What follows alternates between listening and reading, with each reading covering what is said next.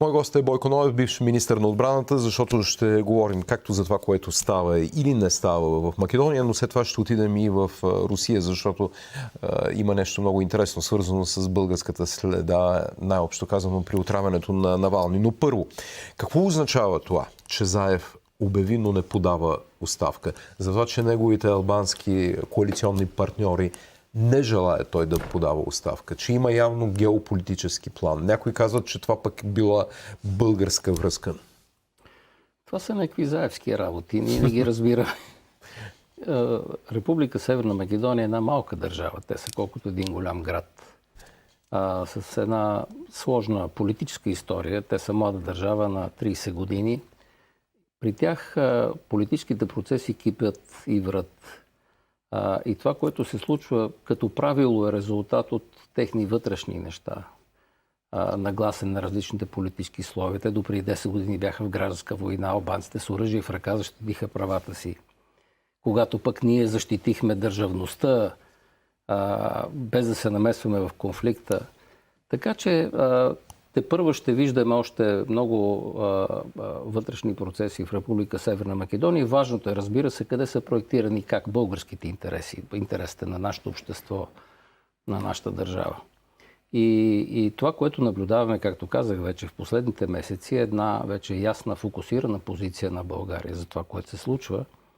И с една дума това, което трябва да се случи, е край на дебългаризацията. Вие виждате, включително в изборната кампания, с какво отвращение, с каква ярост те се отнасят към всичко българско, когато ставаше дума за вече кметицата на Скопие. Да. То не е за първи път. Помните случай с певеца за Евровизия. Всеки ден се случва нещо. То ли събарят паметник. Въобще отношението към всичко българско там, това е резултат от един възродителен процес, който трае повече от 70 години, но включително в последните 30 години този процес не е преставал. България е заемала една, според мен, такава каквато е била, позиция, може би наивна, може би романтична, както на времето Петър Стоянов казваше. Ние сме се надявали, се надявахме, аз като участник в тези процеси точно по време на гражданската война, като министър на отбраната, ние сме си мислили, че когато помагаме на този народ, на това общество, да тръгнат те по пътя на независимата държава, да се утвърдат, да бъдат добри с съседите, ние сме били наивни и сме загърбвали някои неща. Затваряли сме си очите срещу това, което сега наричаме дебългаризация. И се събудихме тогава, когато изведнъж тези хора, които искат да станат членове на Европейския съюз и казват, ние сме изпълнили всички критерии и искат да подпечатат по този начин с губен печат това, което са правили до сега по отношение на българите, фокусирано и специално срещу българите. Това няма да се случи. И това, което се става сега в България, България казва край на това. Тук повече до тук. Романтиката свърши. Ние искаме равноправие за българите, за македонските българи. Обаче, точка. Какво стана с преброяването? Резултатите ще излязат след време. Хора, които дори ми пишат от Македония, казват, не е имало насилие, не е имало проблем срещу българите при преброяването. Мисля, че и Заев също днес каза. Само питам ви това, за да отидем към темата 5+1, това, което се очаква през този месец, вече то стана ноември, за това споразумение към договора между двете държави.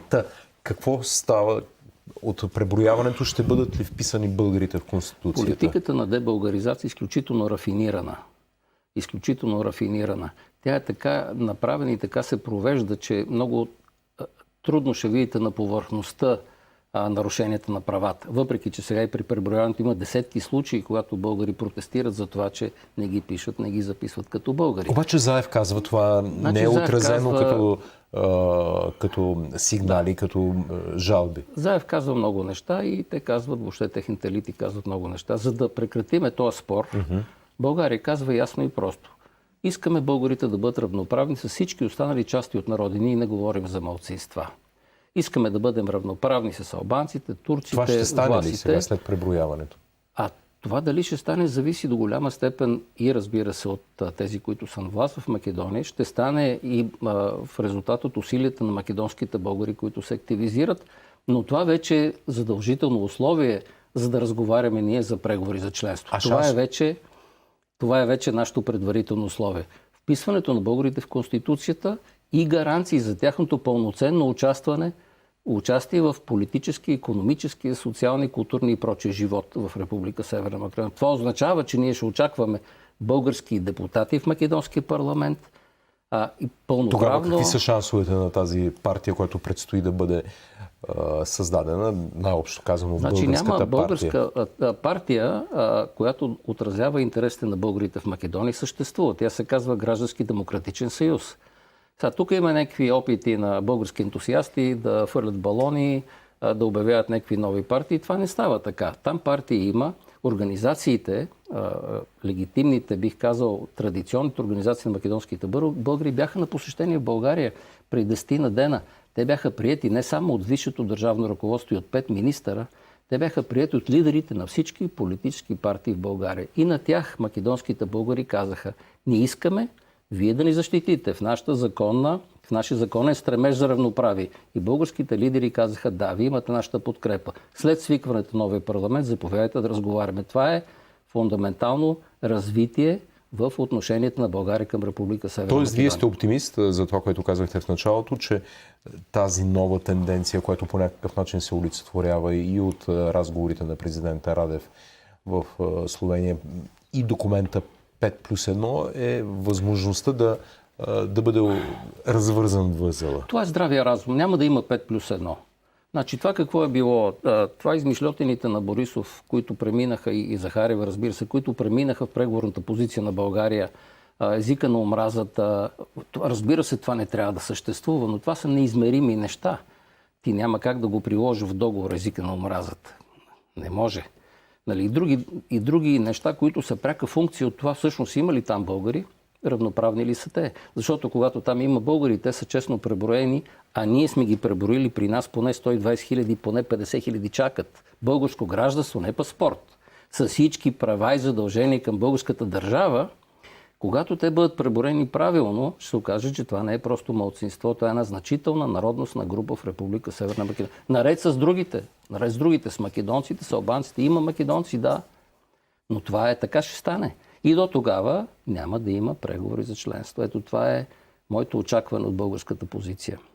Докато това не стане, никакви преговори за членство.